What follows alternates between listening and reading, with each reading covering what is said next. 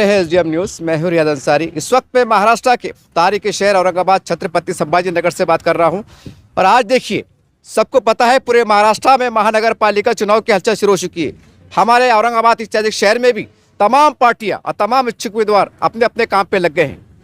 आम जनता से मुलाकातों का सिलसिला चल रहा है, युति का माहौल भी है, उथल पुथल चल रही है। इन तमाम बातों को कवरेज देने के लिए, समझने के लिए आज मेरे साथ मौजूद है राष्ट्रवादी पार्टी शरद पवार साहब ग्रुप के शहर अध्यक्ष जनाब ख्वाजा भाई शरफुद्दीन साहब।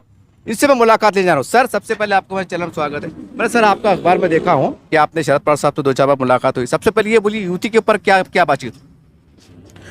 नहीं, कुछ काम से हमको सामने हमको बुलाए थे और मैं और जिला अध्यक्ष और हमारे यहाँ के ऑब्जर्वर गए थे।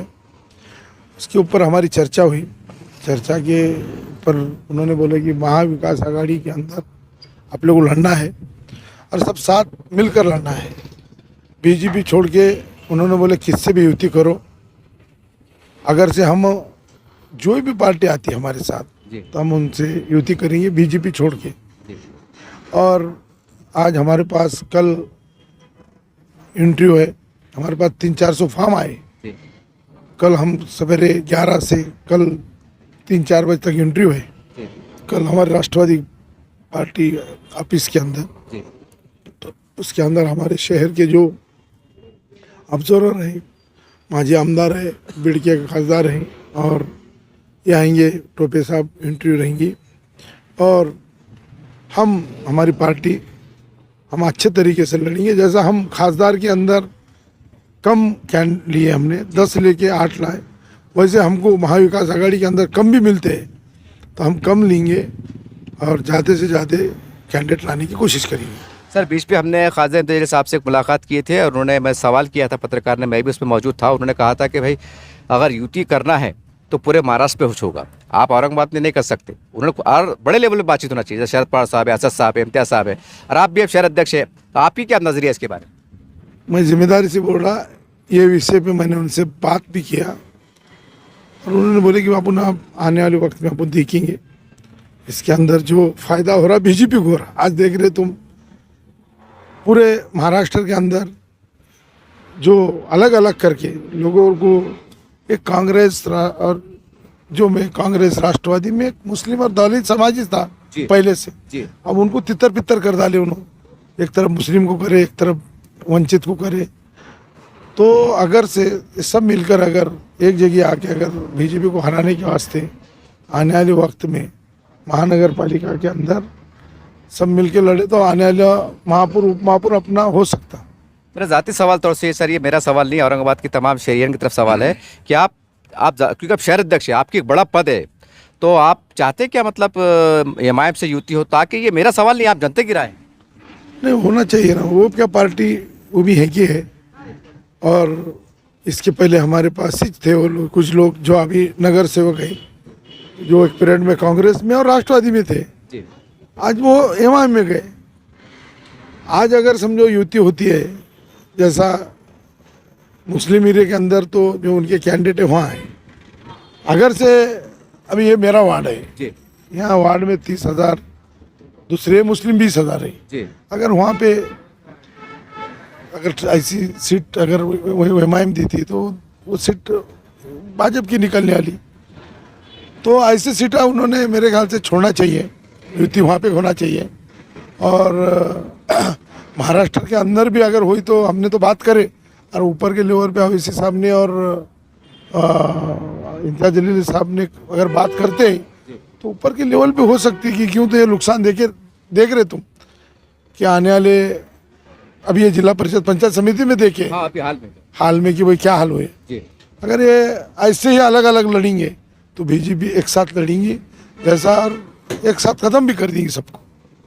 तो इसीलिए सब मिलकर अच्छे कैंडिडेट जो भी है उसको चुना के देना चाहिए। यानी कि महाराष्ट्र में राष्ट्रवादी पार्टी, महाविकास आघाड़ी, एमआईएम का युति होना चाहिए, ये पैगाम ये शरद पवार साहब से आपकी मुलाकात में जिक्र आया? बिल्कुल बोला मैंने, और उन्होंने क्या ठीक है अपन आने वाले वक्त में अपन देखेंगे बोले, मगर वो बड़े लेवल पे होगी। मैं छोटा आदमी, मैं मेरे लेवल पे बात कर रहा हूँ और हमारे टोपे साहब उनकी बात चालू है, इंशाल्लाह हो भी सकता। अगर जो ऊपर लेवल पे बात, हमने तो हमारे नेता को हमने ये बता दी जी। मैं जिम्मेदारी से बोल रहा कि मैंने वहाँ पे बताया कि भाई अगर से युति नहीं करे तो ये नुकसान अपना ही हो रहा, जी। कांग्रेस का और राष्ट्रवादी का। तो उन्होंने आने वाले वक्त में देखेंगे, बोले अब बड़े लेवल का माहौल है। जी। मगर ये यहाँ पर अभी जो शहर के अंदर हमारी तीनों चारों की बात चालू है, जी। कांग्रेस से चालू है, शिवसेना से चालू है, जी। वंचित से चालू है।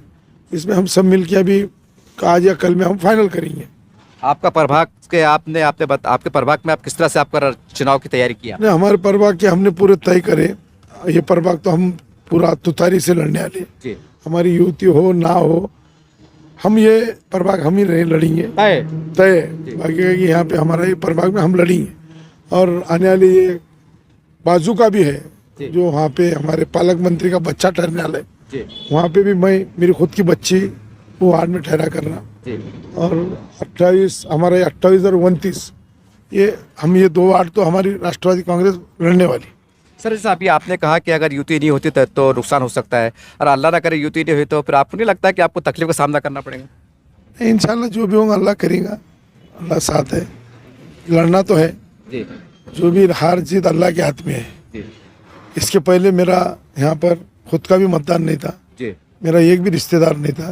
जी। जब मैं आज से 2 बार चुन के आया, जी। तो यहाँ के लोगों ने मेरे को चुन के दिए, और यहाँ के लोग बहुत अच्छे हैं, जी। मेरे को यहाँ पे बहुत चाहते हैं। जी। और मैंने 15-16 साल मैंने उनका कभी किसी का दिल नहीं दुखाया। जी। मैं अच्छा ही काम करा, और मेरे परेड में कभी एक ही भी आदमी को बोलना कि मैंने किसी का ऐसा कभी घर बनाते टाइम में उसको सताया, कभी गया, कभी किसको मैंने तकलीफ दिया, जी। मैं उनको हमेशा साथ दिया। जी। मैं कभी किसी को तकलीफ नहीं दिया। सर, बता सकते हैं कि एक याद दहानी के तौर पर कि आपने 15 साल में या 20 साल में वार्ड के लिए, समाज के लिए ऐसे कौन से बड़े काम करे कि जिससे आप फख्र से बोल सकते हैं कि मैंने अल्लाह ने मेरे से काम किया? अल्लाह ने कुछ बहुत काम गिरा सकते हैं आप? अल्लाह ने बहुत काम लिया। 2-4 काम। देखो, यहाँ पे महानगर पालिका का भाड़े से स्कूल था, जी। मैंने वहाँ पे स्कूल को जगह लेके बहुत बेहतरीन मैंने स्कूल बनाया। जी। और उसके बाद में महानगर पालिका का जहाँ पहले यहाँ दवाखाना ऑलरेडी था, मगर उसको मैंने बहुत अच्छे तरीके से डेवलप करके आज मेरे वार्ड का दवाखाना पूरे शहर में 1 नंबर का महानगर पालिका का दवाखाना है। और यहाँ पे बहुत बेहतरीन अंदाज में इलाज हो रहा, डॉक्टर भी अच्छे हैं। कॉरपोरेशन का जितने भी कॉरपोरेशन के अंदर मेरा दवाखाना आके देखो, 1 नंबर पे दवाखाना है। जी। और बाकी के रोड ड्रेनेज तो ये सब नगर सेवक का काम ही है। और कई चीज़ें हैं, अल्लाह ने मेरे को नगर सेवक होने के बाद बहुत बड़े बड़े काम लिया, मैं वो बता नहीं सकता। फिर भी वो होते- कब्रिस्तान के मसले हैं, कोई उसके बारे में पूरे काम करा अल्लाह ने। कब्रस्तान करा, दरगाह करा, ईदगाह करा, मस्जिद बनाया, पर ये खुदा रहने के बाद बन गई। वो तो मेरे और मालूम और अल्लाह को मालूम। अब ये तो काम मेरे खुद के वास्ते, वहाँ के अल्लाह के वास्ते करा, वो नहीं बता सकता। और बहुत से काम है शहर में करा, बाहर भी करा, और करते रहता। मेरे पास से कोई खाली नहीं जाता, हमेशा कोई ना कोई आया तो मैं उसका सुख दुख सुनता, कम से कम जी। जो भी मेरे से मदद होती है मदद करता, नहीं होती तो बोलता कि मैं मेरे से जहाँ पे होता फ़ोन करके बोलता। मेरे पास से कोई भी ऐसा एक भी आदमी मेरे अपोज में रहो, फेवर में रहो, मैं उसको नाराज़ नहीं करता। मेरे पास से अगर मेरे को मेरा विरोध भी है तो उसको मैं बिठा के चाय पिला के उसका काम करके भेजता। ये मेरे में आदत है। इलेक्शन के पुरता, उसके बाद में मैंने 16 साल में कभी इसका दिल नहीं दुखाया। सर, क्योंकि चुनाव की हलचल शुरू हो चुकी है, तो आपके एहलियान महिला प्रभाग के नाम कोई आपका कोई पैगाम, आपका कोई मैसेज? हमारा प्रभाग बन चुका। हमारा राजेश मोरे बोल के पहले सादात नगर से चुन के आया था जी। उसकी औरत, जी। उसकी बच्ची सीए है, जी। वो हमारे साथ है। जी। और राजेश मोरे ने जब उन्हें विरोधी पक्ष नेता बना, हमारे सादात नगर का, पटेल नगर का, कब्रस्तान का काम उसके पीरियड में करा। जी। और जब वो औरंगाबाद का नाम जो उसको जब चेंज कर रहे थे, कोर्ट में उन्होंने केस भी डाला। जी। राजेश मोरे एक बहुत अच्छा इंसान है, सेकुलर है, वो हमारे साथ है। उसके बाद में मैं हूँ, जी। हमारी पुराने नगर सेवक वो मेरे साथ है। नाम उनका सर? सलीमा भी, अच्छा। खुद मैं, जी। और अकरम पटेल का बच्चा वो हमारे साथ है, हमारे पैनल बन चुका है, हमारा काम पूरा हर तरीके से काम हमारा शुरू हो गया है। जी हम घर घर को जा रहे, लोगों को मिल रहे और अपील कर रहे कि भाई हमारे साथ दो, हम तुम्हारे को 5 साल, हम तुम्हारे एक बार साथ दो, हम 5 साल तुम्हारे को हम हमेशा साथ देंगे।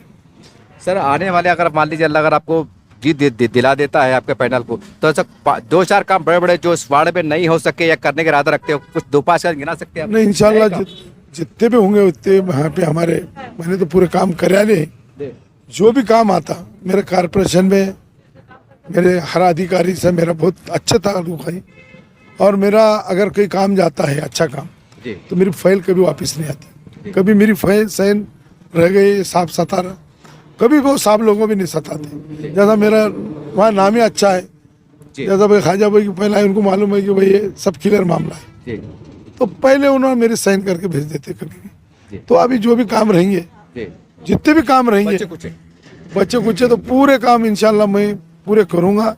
अब ये एक ही वार्ड नहीं, मेरे पास सादात नगर भी आया, सिल्क मिल भी आया, अबरार कॉलोनी भी आ गई। अबरार कॉलोनी में बहुत काम करना है मेरे को अभी। अबरार कॉलोनी के अंदर बहुत से काम है, ड्रेनेज नहीं है, नल नहीं है, पानी नहीं है, बहुत परेशानी थी। 5 साल वो उधर के वार्ड में था, मगर उनको 4-5 साल उन लोगों को मैं रहवासी मैं देता था। ये आजू बाजू के जितने भी हैं यहाँ के लोग, 4-5 साल वो मेरे अभी तक ऑफिस खुला था, मेरा पीए चालू था और सारों को मैं यहाँ के लोगों को मैं यहाँ पे मेरे से अभी तक रहवासी लेके चले गए सरकारी कामकाज के लिए। हाँ, मैंने 6 साल से प्रशासन लगा, मगर मैं अभी भी नगर सेवक हूँ, ऐसे काम करते गए। वो ऐसा महसूस नहीं होने दिया कि यहाँ नगर सेवक नहीं। देखिए, इस तरह से कोई चुनाव की हलचल शुरू हो चुकी है और ख्वाजा भाई जो है तो राष्ट्रवादी पार्टी शरद पवार साहब के शहर अध्यक्ष है और शहर में चर्चा चल रही थी। एक विशेष खास चर्चा ये चल रही थी कि युति होगी कि नहीं होगी, क्योंकि इमाम के माजी ख्वाजा इब्राहिम साहब ने खुले तौर पर ऐलान किया है कि हम युति औरंगाबाद में नहीं करेंगे, हम पूरे महाराष्ट्र में करेंगे। और साहब ने कहा कि मैं एक छोटा आदमी हूँ, शहर अध्यक्ष हूँ, ये बड़े लोगों की बड़ी बात होती है। तो उम्मीद है कि ये बात से यहाँ की जनता के मन में क्या चल रहा है, असद साहब, शरद पवार साहब, तमाम बड़े बड़े लोग समझने का प्रयास करेंगे और सेकुलर पार्टी को ताकत देने का काम करेंगे। और मैं पर्सनली तौर से अपील करता हूँ तमाम लोगों से कि आप भी अपने तौर पे, अगर आपके असर है, रसूख है, कुछ बातें हैं, अपने अपने पदाधिकारी जरिए बोलिए कि साहब युति कीजिए। अगर सच में फिरका परस्त ताकतों को हराने का जज्बा रखते हैं तो युति करना पड़ेगा। ये वक्त और हालात की भी ज़रूरत है। और मैं एक बात जो साहब ने नहीं कहा है, मैं औरंगाबाद के शहरियान को याद दिला दूँ कि देखिए, साहब का एक काम मुझे बहुत दिल को भाता है, वो ये है कि इन्होंने ईदगाह बनाए।